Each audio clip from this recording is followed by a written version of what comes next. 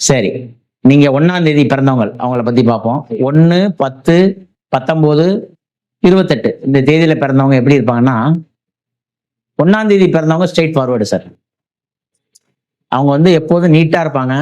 புகழுக்கு அவங்கள புகழ்ந்துகிட்டே இருக்கணும். யார் ஒருத்தவங்க 1ஆம் தேதியில பிறந்திருக்கீங்களோ, அவங்க சொல்றத மத்தவங்க கேட்கணும். மத்தவங்க சொல்லி அவங்க கேட்கக்கூடாதுங்கிறேன். சார் நீங்க செய்யறது போல வேற யாரும் செய்யலன்னு சொன்னா அவர் மயங்கிடுவாரு. இதான் இந்த 1ஆம் தேதியோட கெப்பாசிட்டிங்கிறேன். இந்த 1ஆம் தேதியில சூரியனுடைய ஆதிக்கம் கொண்டவர்கள். இந்த 1ஆம் தேதி பிறந்தவங்க புகழுக்கு மயங்கினீங்கன்னா உங்க வாழ்க்கை பெயரிடும். உங்க வாழ்க்கை பிரச்சனையாயிடும். அதிகாரம் எல்லா நேரத்திலையும் நீங்க அதிகாரம் பண்ணியிருந்தீங்கன்னா, அதாவது குடும்பத்துல அதிகாரம் 1ஆம் தேதி பிறந்தவங்க குடும்பத்திலயும் அதிகாரம் பண்ணுவாங்க. ஆபீஸ்ல தன்னுடைய கம்பெனி, ஃபேக்டரி மேனேஜர் இந்த மாதிரிலாம் போய் இடத்துல அதிகாரம் அங்க அதிகாரம் பண்ற மாதிரி வீட்டுல அதிகாரம் பண்ணீங்கன்னா உங்களால ஜெயிக்க முடியாதுங்கிற. அதனால இந்த 1ஆம் தேதி பிறந்தவங்க ஸ்ட்ரைட் ஃபார்வர்டா இருப்பாங்க. இதே 10ஆம் தேதி பிறந்தவங்க ஒரு ரகசியம் காத்து வச்சுக்குவாங்க. பல பிரச்சனைகளை சந்திச்சுக்குவாங்க. ஆனா வாழ்க்கையில சமமா இருப்பாங்க. 10ஆம் தேதி பிறந்தவங்க பணம், புகழ், பேரு, அந்தஸ்து எல்லாம் கிடைக்கும். நீதி நேர்மையோட இருப்பாங்க.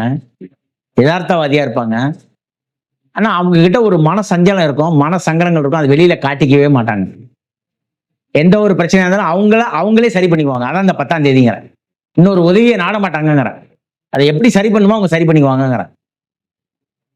இதே 19ஆம் தேதி பிறந்தவங்க அரசியல், அரசாங்கம், பொதுத்துறை, இராணுவம், மிலிட்டரி, இந்த மாதிரி பேங்கு, இந்த மாதிரி மேசராசி, விருச்சிக ராசியில பிறந்தவங்கலாம் 19ஆம் தேதி இருக்கும். இந்த 19ஆம் தேதி பிறக்கிறீங்கன்னாவே உங்களுக்கு சித்திரை மாசம், அப்படி இல்லைன்னா கார்த்திகை மாசத்துல பிறப்பீங்கிற.